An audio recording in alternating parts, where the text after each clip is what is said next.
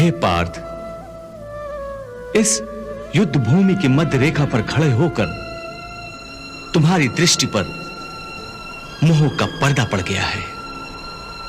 अर्धसत्य तो तुम देख रहे हो कि ये तुम्हारे अपने हैं, परंतु ये अर्धसत्य तुम्हें नहीं दिखाई दे रहा है कि ये कौरवों जो तुम्हारे अपने हैं, वो इस युद्ध भूमि में तुम्हें अपने गले लगाने नहीं आए हैं, बल्कि तुम्हारे खून से होली खेलने आए हैं। ये सब जिन्हें तुम अपना कह रहे हो, ये कौरवों एक बात निश्चित रूप से जानते हैं कि यदि उन्हें इस युद्ध में विजय प्राप्त करनी है तो उस महापराक्रमी को अपने रास्ते से हटाना होगा जिसका नाम अर्जुन है। पार्थ, तुम इन्हें अपना समझते हो, इसलिए तुम इन्हें मौत के घाट नहीं उतारना चाहते, परंतु यदि तुम इन्हें मौत के घाट नहीं उतारोगे तो ये अवश्य ही तुम सबको मौत के घाट उतार देंगे। हे मधुसूदन, यदि वो मुझे मारना चाहते हैं तो मार दे, मुझे इसकी कोई चिंता नहीं, परंतु मैं अपनों को ही मारकर पाप कैसे कर सकता हूं? यदि वो लोग लोभ से भ्रष्ट चित्त होकर अपने ही कुल के नाश से होने वाले दोषों और पापों को नहीं देख सकते तो क्या हुआ, परंतु हम तो इस युद्ध के फल स्वरूप होने वाले विनाश और विनाश से उत्पन्न दोषों को देख सकते हैं, उस पर विचार कर सकते हैं। हे केशव, तुम तो जानते हो कि कुल धर्म नाश होने से सनातन कुल धर्म का नाश हो जाता है, और धर्म के नाश हो जाने से संपूर्ण कुल में पाप उसी प्रकार फैल जाता है जैसे कोई प्राणघातक रोग मनुष्य के शरीर में फैल जाता है, और उस फैले हुए पाप के कारण उस कुल की स्त्रियां दूषित हो जाती हैं, और स्त्रियों के दूषित हो जाने से वर्ण संकर संतानें उत्पन्न होती हैं, और वर्ण संकर के पाप के कारण सारा कुल का कुल नरक का अधिकारी बन जाता है। इतना ही नहीं, उनके पितरों को भी अधोगति प्राप्त होती है। कुलक्षये प्रणश्यन्ति कुलक धर्मा सनातना धर्मे नष्टे कुलम कृतस्सनम अधर्मो अभिभवत्युत अधर्मा अभिभवात् कृष्ण प्रदुष्यन्ति कुल स्त्रिय स्त्रीषु दुष्टासु वाषणे जायते वर्ण संकर। ये सब जानते हुए भी मैं युद्ध करूं, ये कैसे हो सकता है? मैं कुल घाती होने का पाप स्वयं अपने हाथों अपने माथे पर कैसे लिखूं? इसलिए मैं युद्ध नहीं करूंगा, मैं युद्ध नहीं करूंगा। इससे तो अच्छा है कि मैं कमंडल लेकर घर घर भिक्षा मांगता फिरूं। वाह अर्जुन, कितने सुंदर विचार हैं। मैं युद्ध नहीं करूंगा, मैं भिक्षा मांग लूंगा। हे अर्जुन, यह बात कोई वीर नहीं, केवल एक कायर कर सकता है। क्या तुम अपनी कायरता का प्रदर्शन करने के लिए इस युद्ध भूमि पर आए थे? क्या इसीलिए तुमने भगवान शिव से पाशुपतास्त्र ग्रहण किया था? क्या वर्षों घोर तपस्या करके अपने पिता श्री देवराज इंद्र से तुमने दिव्यास्त्र इसलिए प्राप्त किए थे? क्या तुम्हें अपनी माता कुंती का अंतिम संदेश याद नहीं कि जब भी मेरे सम्मुख आओ तो विजयी बनकर आओ और अपने माथे पर कौरवों के रक्त से विजय तिलक लगा कर आओ? हे अर्जुन, याद रखो, अपनी माता के उस वचन को निभाने की जिम्मेदारी तुम पर है। इसलिए अपने हृदय की तुच्छ दुर्बलता को त्याग कर क्षत्रियों की भांति युद्ध करो, क्योंकि क्षत्रियों का धर्म है युद्ध करना। हे मधुसूदन, मैं भी जानता हूं कि मैं क्षत्रिय हूं, युद्ध करना मेरा धर्म है, परंतु इस युद्ध भूमि में युद्धाभिलाषी इस स्वजन समूह को देखकर मेरा शरीर ढीला पड़ रहा है, मेरी आत्मा कांप रही है, मेरा गला सूख रहा है। परस्पर विरोधी विचारों के आक्रमण से मेरी मति भ्रमित हो गई है। इस दुविधा के कारण मुझे मेरा मार्ग स्पष्ट दिखाई नहीं दे रहा है। हे कृष्ण, तुम मेरे गुरु हो, भगवान हो, मैं तुम्हारी शरण में आया हूं। अब तुम ही मेरा मार्गदर्शन करो, मुझे रास्ता बताओ, क्या उचित है और क्या अनुचित। अशोच्यानन्व शोचस्त्वम प्रज्ञावादांश भाष से गतासून गतासूंश्च नान सोच्यन्ति पंडिताः। वाह अर्जुन वाह, एक सांस में तुम ज्ञान की बड़ी बड़ी बातें करते हो और दूसरी सांस में अपने को शिष्य मानकर मुझसे ज्ञान और मार्गदर्शन की याचना भी करते हो। हे पार्थ, तुम्हारा ज्ञान अधूरा है और अधूरा ज्ञान दो धारी तलवार की भांति होता है, जो अधूरे ज्ञान देने वाले और लेने वाले दोनों को काटती है। इसलिए सबसे पहले तुम्हें इस घातक तलवार को छोड़ना होगा, ना कि अपने गांडीव को। परंतु तुम तो उल्टा ही काम कर रहे हो। तुम्हारे हाथ में अधूरे ज्ञान की तलवार है और तुमने अपना गांडीव नीचे छोड़ दिया है।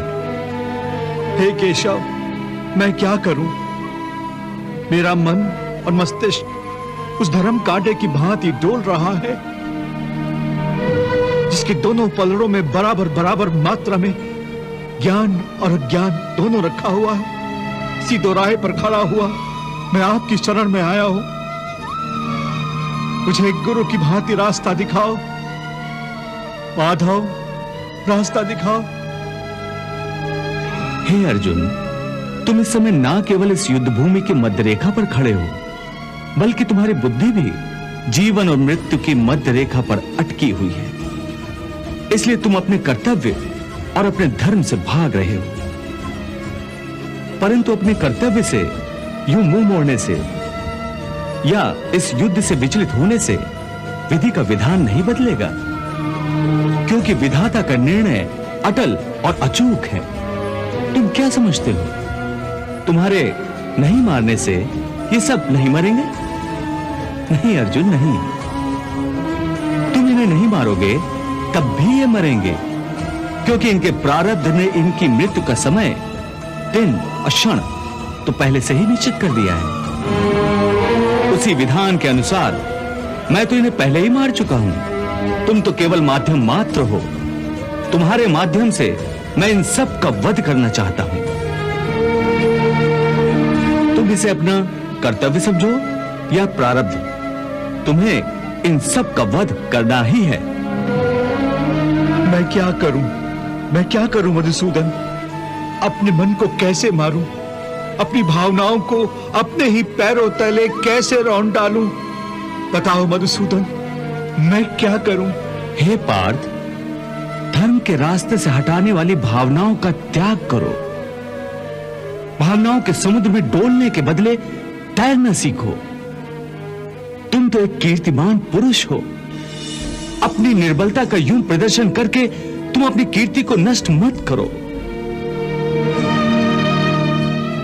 एक वीर पुरुष के लिए उसकी कीर्ति का नष्ट होना उसकी मृत्यु के समान है।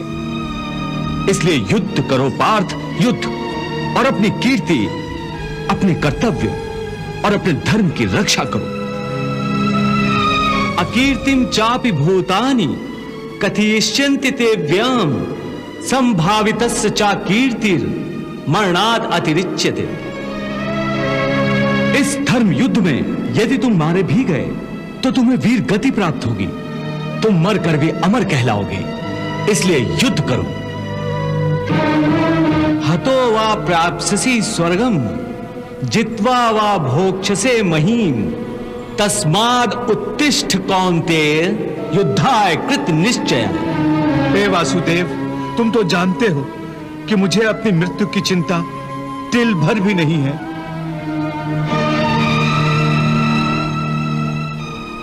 हे अर्जुन, मैं जानता हूं तुम इस धर्म युद्ध में अपने प्राणों की आहुति देने से जरा भी नहीं घबराते। तुम्हारे हृदय की यह दुर्बलता केवल अपने संबंधियों के आदर में है, जो इस धर्म के क्षेत्र में अर्थहीन हैं। तुम्हें अपने संबंधियों की मृत्यु की चिंता है, परंतु तुम्हारा यह विचार तुम्हारे अज्ञान का खुला प्रतीक है। तुम ठीक कह रहे हो केशव। इस समय मेरी बुद्धि अज्ञान के अंधकार में डूबी जा रही है। धर्म क्या है, अधर्म क्या है, मुझे इसका ज्ञान नहीं रहा। मैं कर्म के एक ऐसे दोराहे पर खड़ा हूं जहां से ये पता नहीं चल रहा कि धर्म का मार्ग कौन सा है और अधर्म का मार्ग कौन सा। मुझे अज्ञान के इस अंधकार से निकलने का रास्ता दिखाओ केशव, रास्ता दिखाओ। हे पार्थ, मैं तुम्हें इसी अज्ञान के अंधकार से निकालना चाहता हूं। इस अंधेरे में अंधों की भांति हाथ पैर मारने के बदले अपनी दूर दृष्टि को एक दिशा दो और देखो इस सृष्टि की ओर। इस सृष्टि में जो जन्म लेता है वो निश्चित रूप से मृत्यु के अधीन हो जाता है। इसका अर्थ यह है कि इस मृत्युलोक का हर प्राणी, चाहे वो मनुष्य हो, पशु हो, पक्षी हो या फिर पेड़ पौधा हो, हर सांस लेने वाला प्राणी अपने जन्म के साथ अपनी मृत्यु को भी लेकर आता है। हर प्राणी को एक ना एक दिन निश्चित क्षण पर मरना अर्थात अपना शरीर त्यागना ही पड़ता है। इसलिए तुम उनके मरने की चिंता छोड़कर अपना कर्तव्य समझकर युद्ध करो। जातस्य ही ध्रुवो मृत्युर ध्रुवम जन्म मृतस्य च तस्माद् अपरिहार्य अर्थे न त्वं सोचितुम अर्हसि। ये ठीक है कृष्णा, क्योंकि प्रारब्ध में मरना लिखा है। यदि पितामह की मृत्यु का समय आ गया है तो वो अवश्य मर जाएंगे, परंतु मैं अपने हाथों से उन्हें क्यों मारूं? तो स्वयं अपने हाथों से अपने भीष्म पितामह को नहीं मारना चाहते हो? यही सत्य है माधव। मैं अपने भीष्म पितामह को अपने हाथों से नहीं मार सकता। तो ठीक है, मत मारो, परंतु पहले मुझे यह तो बताओ कि कौन है तुम्हारे भीष्म पितामह? कहां है तुम्हारे भीष्म पितामह? ये क्या पूछ रहे हो? तुम्हें दिखाई नहीं देते क्या? वो सामने ही तो है खड़े भीष्म पितामह। वो जो रथ के ऊपर खड़ा है? हाँ, वही तो।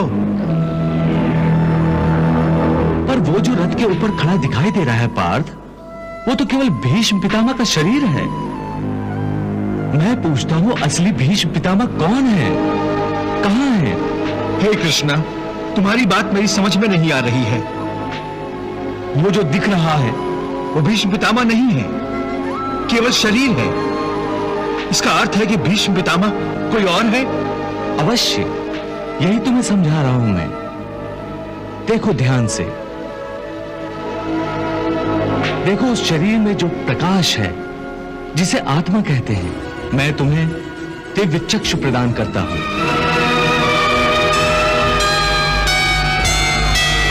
इन दिव्य चक्षुओं से देखो उस आत्मा को।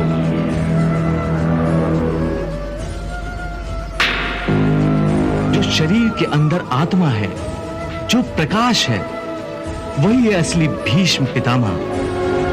दिखाई दे रही है उनकी आत्मा? हाँ केशव, बहुत अच्छा। अब देखो, यदि मैं अपने सुदर्शन चक्र से भीष्म पितामह का शरीर काट दूं तो केवल उनका शरीर मरेगा, परंतु उनकी आत्मा का प्रकाश नहीं बुझेगा। देखो, मैं तुम्हारे इन दिव्य चक्षुओं को यह दृश्य सजीव करके दिखाता हूं। देख लिया अर्जुन, मेरे सुदर्शन से केवल उस शरीर का नाश हुआ है, उसकी आत्मा का दिया अब भी उसी प्रकार चल रहा है।